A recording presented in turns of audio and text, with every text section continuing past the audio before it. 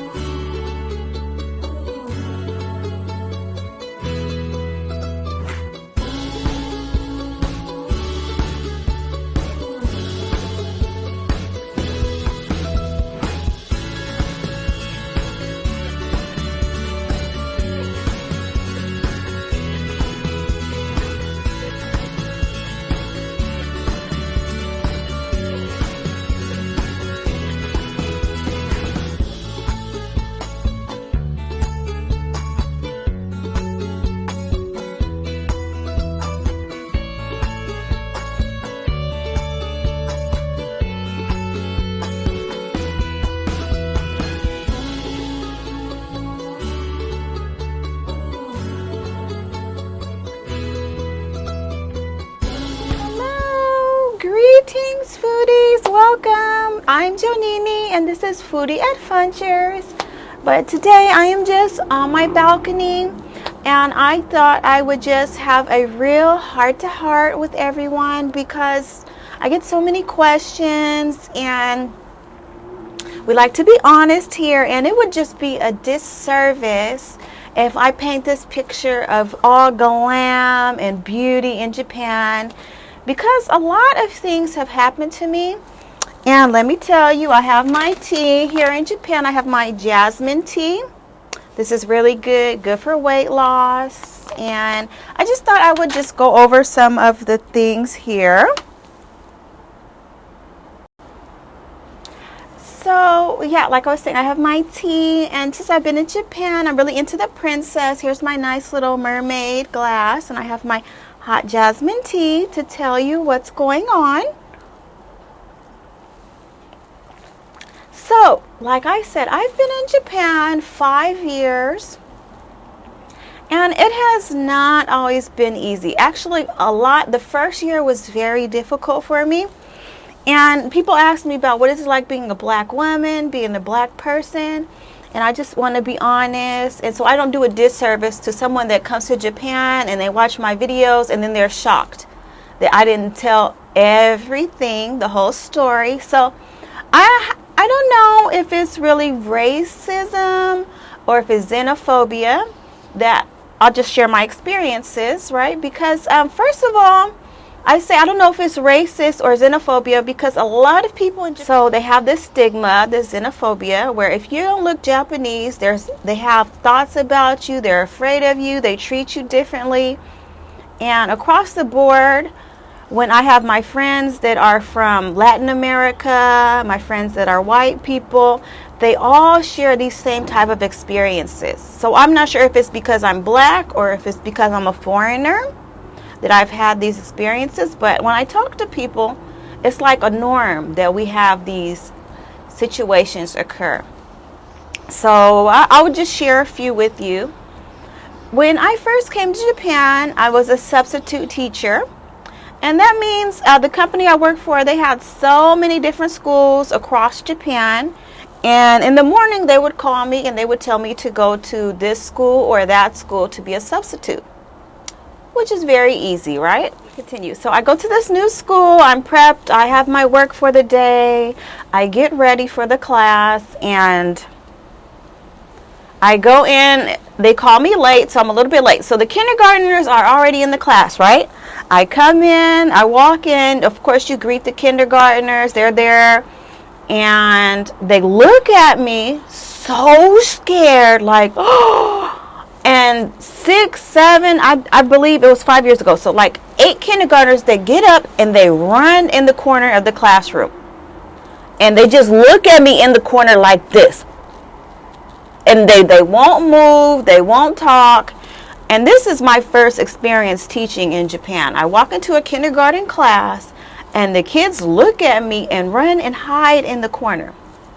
So I guess you can feel how heartbreaking that was. And these kids stayed in the corner I waited for 5 to 10 minutes. I'm smiling like, hi, it's okay. Everything's all right. Come sit down in your chair. It's okay. I tried to sing the ABC song with them because they have a general routine that all the kindergartens follow, and they would not leave.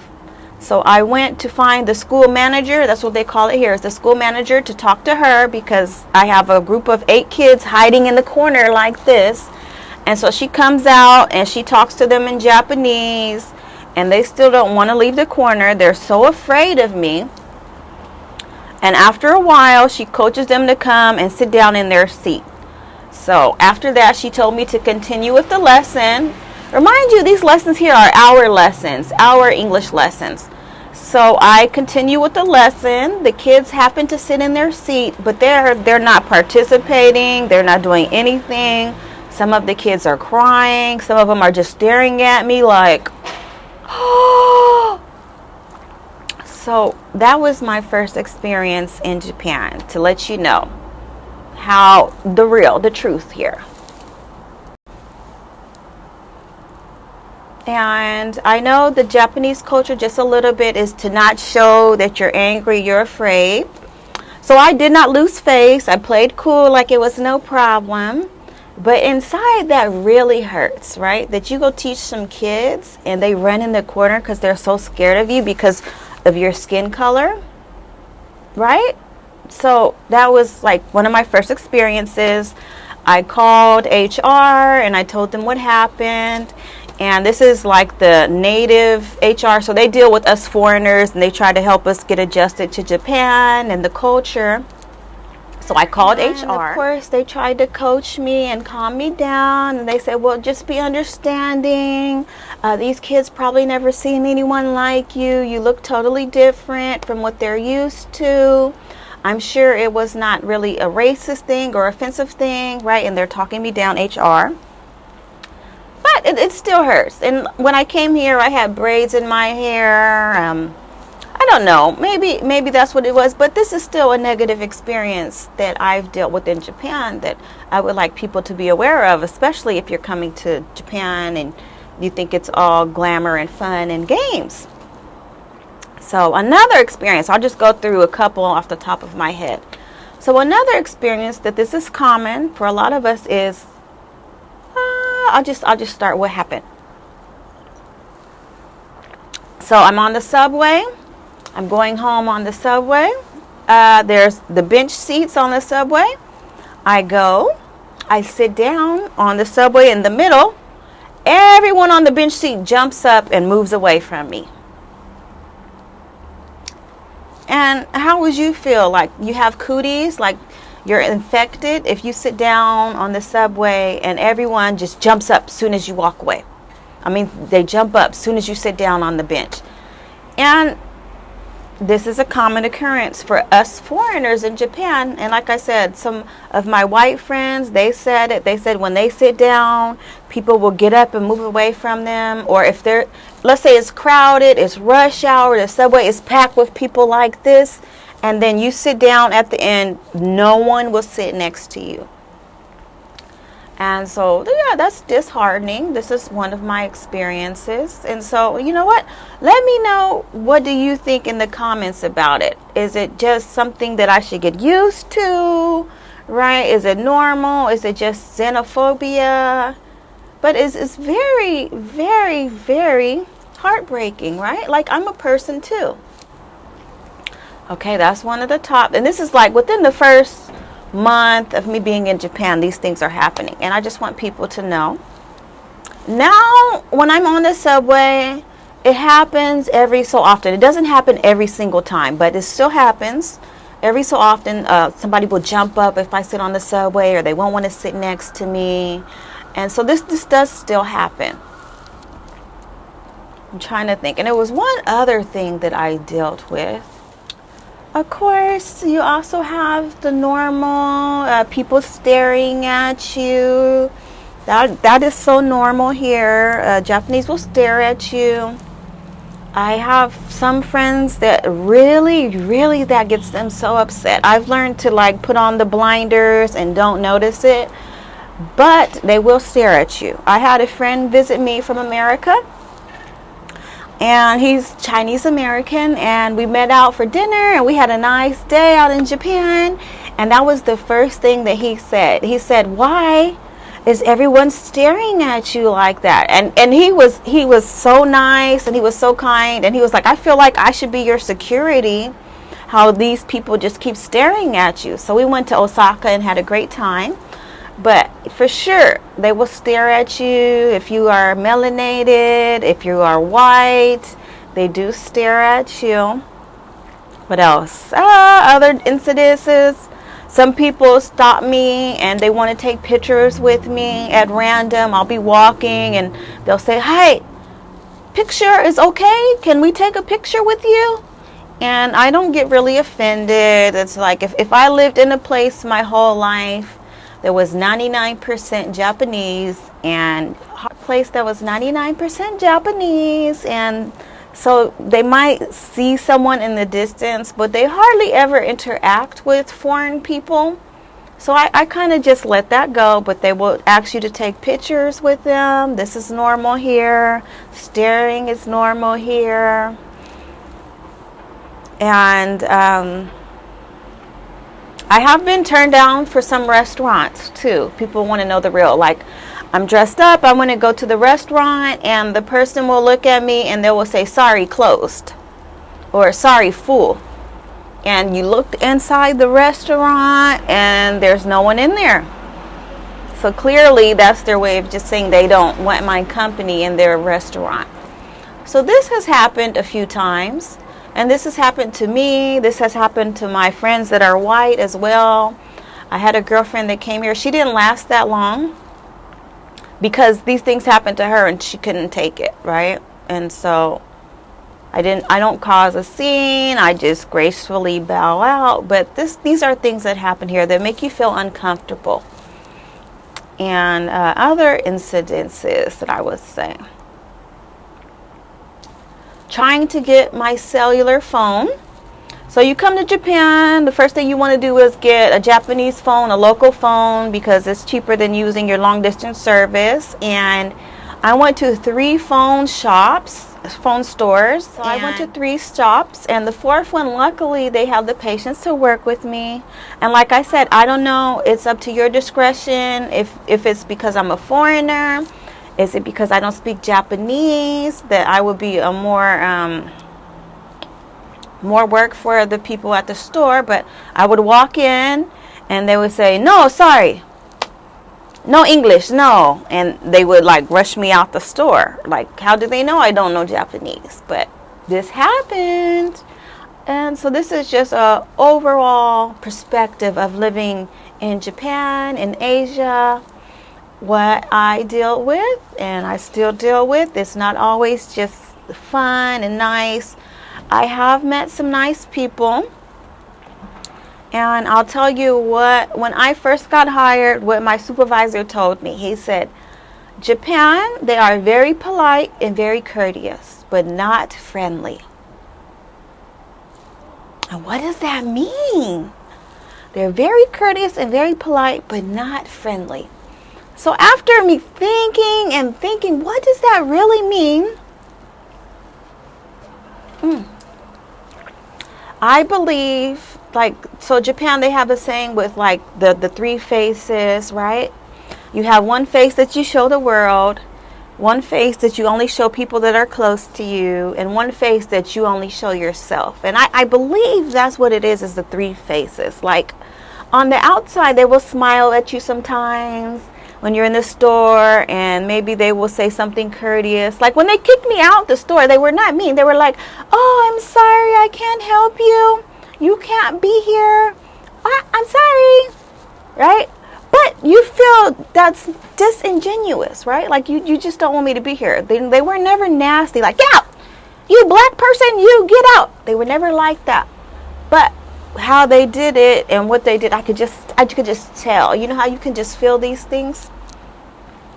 And so you deal with that here. Every now and then I would meet someone that was so nice, and they would have the patience to try to help me with my shopping or my phone or going to the bank. And that's another issue. So I'm just rambling about all these experiences, and any type of order. But so I got here and I wanted to get a bank account, because when they pay you with the Japanese money, and they will only pay you in a Japanese bank account. So my company, they did set up my initial bank account, which was great. But this bank account didn't have a debit card. It had, so the card that they gave me for the bank account for my initial setup was a Japan only bank card. It didn't have the Visa logo. It wasn't a debit card. It was like the transactional card that you can only use when you go to your specific bank. So the problem was, I wanted an actual debit card with a Visa so I can do online purchases or something like that. And this is not standard in Japan, how in America they will give you a standard Visa issued debit card. So when I went to the bank, you have to request this. So I had to go on my own time to the bank to request this Visa card, which is an additional card. And when I went to the bank, the lady said, sorry, no English. You come back with your Japanese friend. And that was it. That was all the help I got. So once again, I don't know if it was because I'm a foreigner or she just didn't want to help me, because luckily, that's another story. I will tell you the rest of the story later. But later, I found out that they do have a service number that the people in the bank can call when someone speaks English, and they will help with whatever transaction we need. If the people actually in the bank don't know English, they do have a number they can call on their end. And what will happen is the lady will let me talk to the person what I need, and the person will translate to the lady in front of me at the bank. But she didn't give me any of this service. She just told me, I can't help you, just come back. And so I was so frustrated. All these things were just happening when I got here, and it just deterred me. I was ready to just turn around and leave and go home. But something helped me. Something was a message for me to just be strong and stick it out. And I would say after 8 months, it really got good in Japan. Japan was better. I learned how to maneuver. I learned how to deal with the people here and the culture. And I'll tell you, I had a little omen. So after that, I was at work. The kids ran and hid in the corner. I got on the subway. The people jumped up and ran away from me, right? Then I go to the bank because I want to try to get a debit card so I could do online purchases. I could send money back to my U.S. bank account easily. And it was just so bad. Terror after terror after terror was happening. I was just so defeated, right? I'm so defeated that I go to the park. And I'm at the park, I'm defeated, I'm stressed out. This is in the first 1 or 2 months here. I'm crying at the park. I see a group of school kids. Yeah, like I said, I'm defeated. I just called my parents and they're like, look, you can just come home. It sounds terrible, and I feel bad because my goal was to stay for at least a year and just to have this international experience and to broaden my horizons. But it was tough. It was really, really tough, okay? YouTube land. And so I'm at the park. I'm like, I don't know if I'm going to leave. I don't know if I'm going to stay. I really can't take it. What should I do? So defeated. And I see this group of school kids. Back to the story. And they look like kindergartners. They're so cute. I'm watching them come to the park with like maybe a little fun field trip. They have their little yellow hats on and their uniform. And you have the teacher leading them. And I'm just looking at like, wow, this is Japan. Really, really cute little kids' school uniforms. And I'm just watching them. And at the end, I see a straggler. One kid is a straggler. He's straggling behind. It looks like the teacher is yelling at him to catch up with the rest of the kids. And so I look at him, and as soon as I look at this little boy, he looks at me like this. And he smiles, this bright smile. And it was a little black boy, okay? And he runs over, and he gives me a hug. And I am in shock. Like, what is going on? You know, in America, if the kids touch you, it's like something. And so he gives me a hug, he waves, and he runs back and he joins his class. He doesn't really say that much to me. And the teacher looked at me and she smiled and she just told him to come on. Maybe she thought I was someone he knew, who knows. But at that moment, I said, I think something is telling me, sending me a message that I should stay here a little bit longer. And I don't know out there in YouTube land if you think that was an omen or not, but it was just a strange thing. Because like I said, it's 99% Japanese here. So still to this day, I don't even see that many little black kids in the school.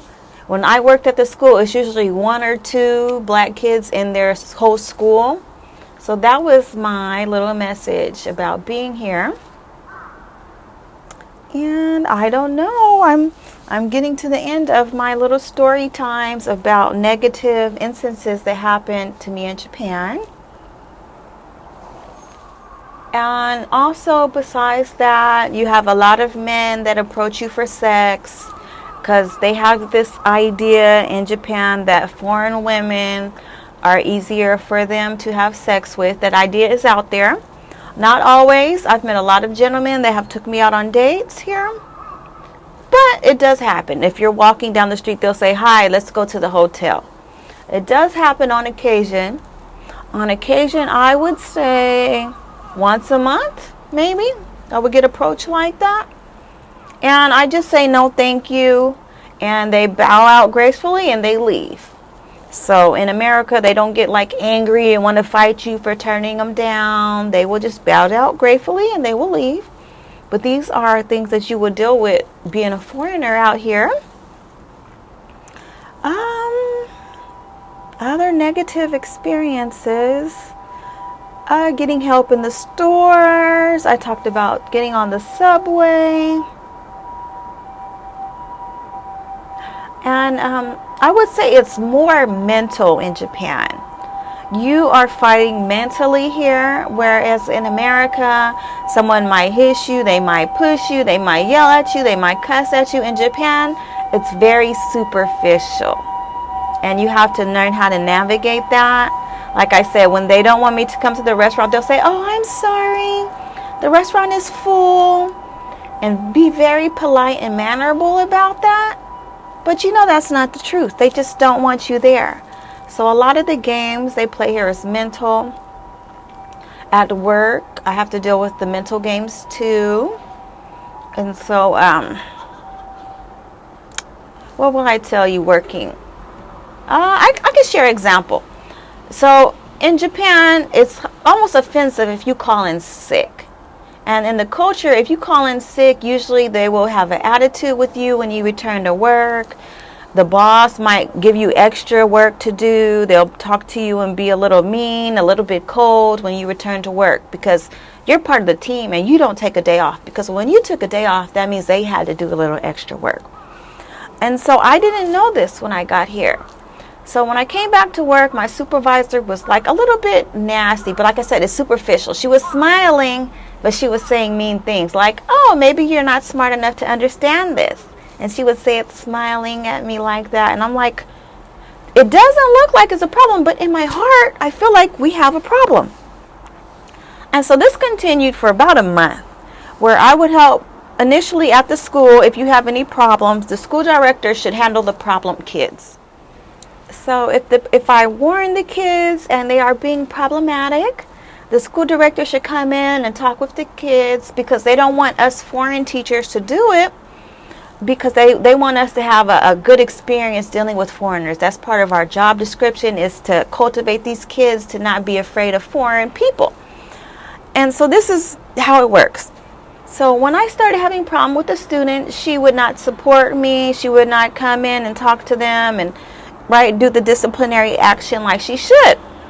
And so this is stressful when you're dealing with a class and you have 2 kids that just don't listen. They throw stuff at you. They're playing games, right? So after a while of me asking her, and like I said, it's very mental here. When the kids would start acting up, I would say, I have to go to the bathroom.